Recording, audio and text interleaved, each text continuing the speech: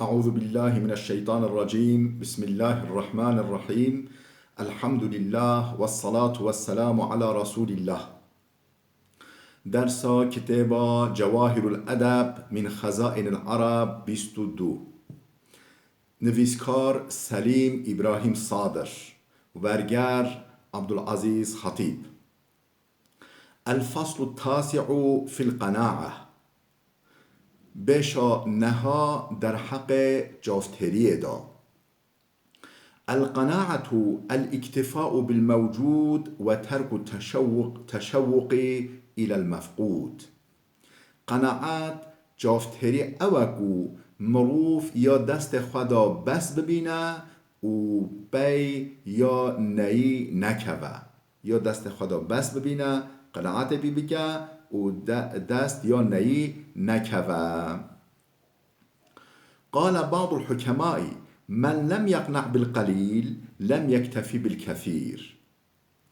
عقلمنده که گوتیه کسی بیا هندک راضی نبه بیا گلک جی قایل نابه. اگر تا قیمت یا خوایا هندک دست خدا نظام بی یا گلک جی بکه به دست دا دیسا به قایل نبی. وقال الكندي العبد حر ما قنع والحر عبد ما طمع. کندی فیلسوف کندی گوتیه عبد حتی جحال خواه راضیه آزاده. انسان مروف عبد جیبه و نه آزاد جیبه، وقتی که حال خواه راضی به آزاده. حر دما طماهی کرد او کوله او عبده. وقال بعض الأدباء ينبغي أن يكون المرء في دنياه كالمدعو إلى الوليمة إن أتته صفحة تناولها وإن لم تأته لم يرصدها. ادیبه که گوتیه مروف د دنیای دا لازمه وکه وی کسی بکو خاطیه دعوت گرن سر زیافته که، خاطیه دعوت گرن سر زیافته که، سر مولیده که، سر دعوته که، زیافت و ولیما دعوته که خاطیه دعوت گرن سر زیافت کولی.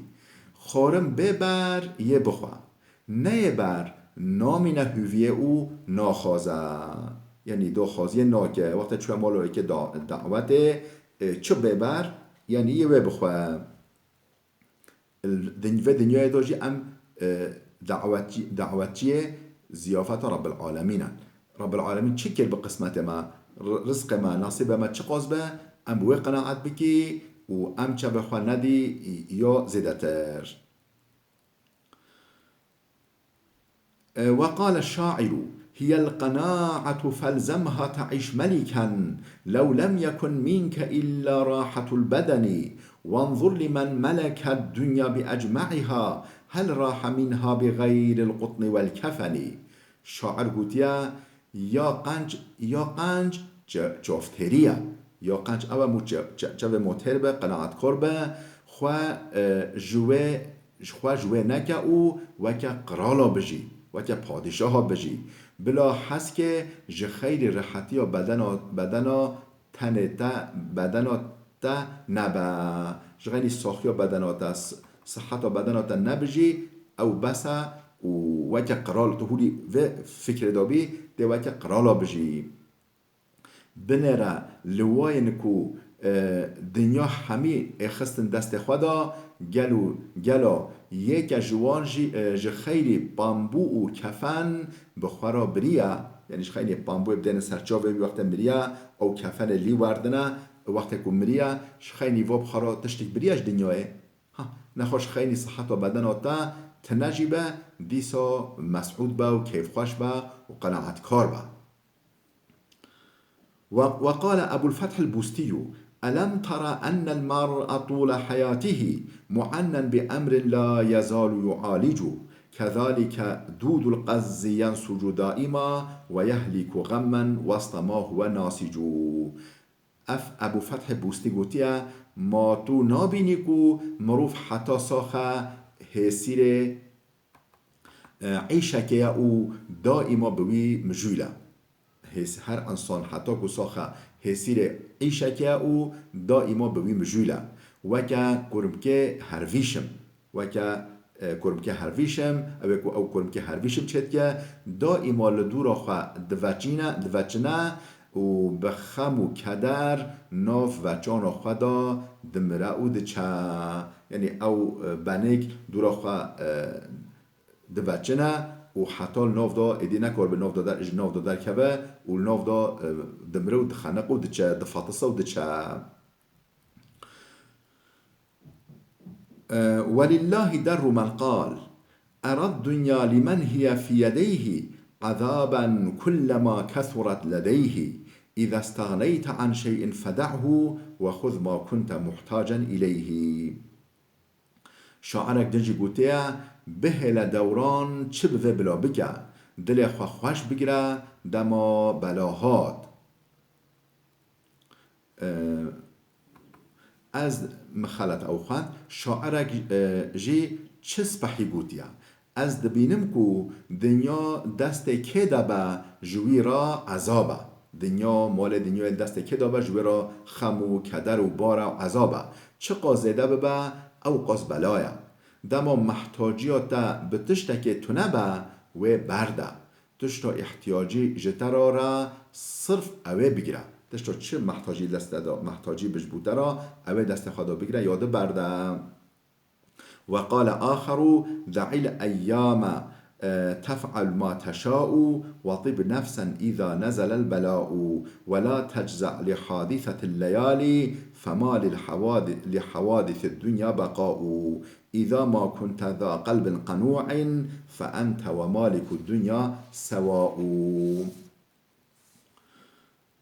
قوتيا چه بشاعره شاعرك دنجي قوتيا به لدوران چه بوه بلا بکه دل خوش بگیره دما بلاهات جه حدیثین زمانی به صبریه نکه هنبری حدیثین زمانی به صبریه نکه چمکی جبلای دنه را دوامی تنینه اگر تو خودان دلک چافتر بی دلتا چافتر بت خودان دلک هولی بی تو ملوك دنيا وكهفن.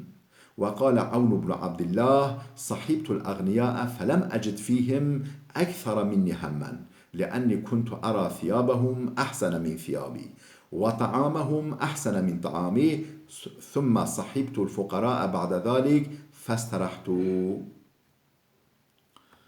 عبد الله كره عون كره عبد الله قوتيا من حوالي بدولة من دان را كر دناواندا من جخوا خمگینتر ندید وقتی من حوالتیا دولمند و زنگین ها گر حوالی بارا گر مدید اش همیا خمگینترم مشخوا خمگینتر ندید ناوادا چم که من دید کو جلنوان جیه من سپحیترن خارنوان جیه من خوشتره پشرا من حوالیا فقیرا گر و من راحت گر وقتی من حوالیا فقیرا گر البوارا را بیمرونشتن اما راحت گر چون مرا دولمند را باروینه یه جواب که و امکان وی وکه و نبه یه بجا بختراش ببه و یه سعادت خوانده بکه. كان سقراط الحكيم قليل الأكل خشن اللباس فكتب إليه بعض الفلاسفة أنت تحسب أن الرحمة لكل روح واجبة وأنت ذو روح فلا ترحمها فكتب له سقراط في جوابه إنما أريد أن آكل لأعيش وأنت تريد أن تعيش لتأكل. سقراط عقلمند انسانك گم خارن و ساده لباس بو یعنی خارنوی گم بو و لباس جلن ویجی ساده بون و نه فاخره بین نه لوکس و فاخره بون. فیلوسوفه که جرا هولی نویسی فیلوسوفه که حواله بی جرا هولی نویسی تو دبیجی کو مرحمت کردن لحمی خوی روحا زی روحا و خودان جیانا واجبه مرحمت همی جیاندارا واجبه تو جی خوی روحکی و تو رحمه لخوا ناکی تو خورنا خوا خوش ناکی تو جل خوا سپحی ناکی و تو خورنا تا نورمال و جلن تا سادنه. سقراط جوابک هولی جرا نویسی من دوه از بخوم داوکو از بجیم لیتو تا دوه تو بجی دا تو بخوی. یعنی لازمه انسان بخوه دواکو بجی، نکو بجی جبو خارنه بجی اف نه تشتك موافقة عقلا. وأصاب داود الطائية فاقة كبيرة، فجاء حماد بن أبي حنيفة ب400 درهم من تركة أبيه، وقال هي من مال رجل ما أقدم عليه أحدا في زهده وورعه وطيب كسبه. فقال لو كنت أقبل من أحد لقبلتها تعظيما للميت وإكراما للحي، ولكنني أحب أن أعيش في عز القناعة.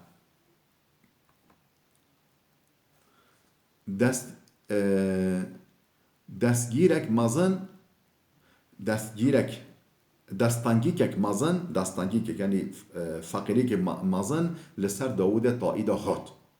حماد کره ابو حنیفه مشهور نعمان خواه مذهب حنفی. حماد کره ابی حنیفه جمیرات باو خواه 400 درهم پره آنینو هات سردانا وی هات سردانا حاتم داود طائی گود اف جمال ذاتک ولیا د زهد و تقوی دا دکه دا حلال دا از تو کسی جوی پیشتر نابینم. اف یعنی مالک حلاله وگره قبیل بگه چمکو مال ذاتک ولیا د زهد و تقوی دا و کدا حلال دا از تو کسی جوی پیشتر نابینم. داود طائی گود اگر من جیه که قبول بگیره جبو حرمت ذات مری کو ابو حنیفه و جبو خاطر ساخا کو دوی شی افندم حماد جی عالمک معظم بی ذات مری جبو خاطر ساخا من اف مال وگرتا لبله من دوه از دناف عزت و سربلندی دا سربلندی و قناعت دا بجیم. من نوف از مال کسی قبیل بکم ولو که حلال جیبه مدوه از نوف عزت و سربلندی و قناعت دا قنیاتکاری دا بجیم جافتری دا بجیم.